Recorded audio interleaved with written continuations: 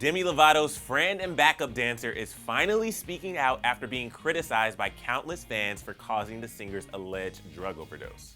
She says she wasn't even with Demi when the alleged overdose occurred. So the night before Demi Lovato allegedly overdosed, she was celebrating longtime friend and backup dancer Dani Vitale's birthday at Saddle Ranch in Los Angeles. Now, sources say they saw the singer doing shots and getting crazy, which is why many people blame Dani for having a hand in Demi's reported overdose. Now, while Dani's family came forward last week to assure everyone she's, quote, far from a druggie and has no control in the 25-year-old's partying habits, Dani released her own statement last night addressing the hate, clearing her name, and most importantly, wishing her friend well.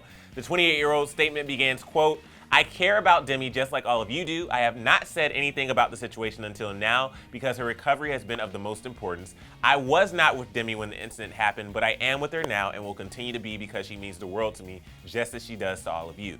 Dani then addressed the hate she's been getting and reminded people, quote, "There is no need for any negativity towards the ones who care about Demi at this time." The statement concludes with saying, "I know you're all feeling lost without her at this moment in time. Remember that you have always been a community of Lovatics who love. Please remember that when you take out your phones and start typing, remember that we all love her more than we can ever put into words. Please continue to send her love during recovery." Now, while Demi's mom and younger sister like Dani's statement on Instagram and what seems to be support, many Lovatics aren't willing to move on from their conclusion that she enabled the alleged relapse. One fan replied, quote, "She needed sober support and you didn't offer that. You guys drank, partied with her, and did God knows what right in front of her face. You think that didn't put pressure and stress on her? If she says it didn't, she's lying, and you should know better. My God." Another said, quote, "How can you say you wasn't with her if it was your birthday party? Something smells like, I don't know, lies." At this time, Demi is still recovering in the hospital with her close friends and family members by her side, and all we can do at this point is send her positive vibes and pray that she is able to get the help she needs. But what do you think of Dani's statement? Do you think that it's fair that people are blaming Demi's friend for her alleged overdose?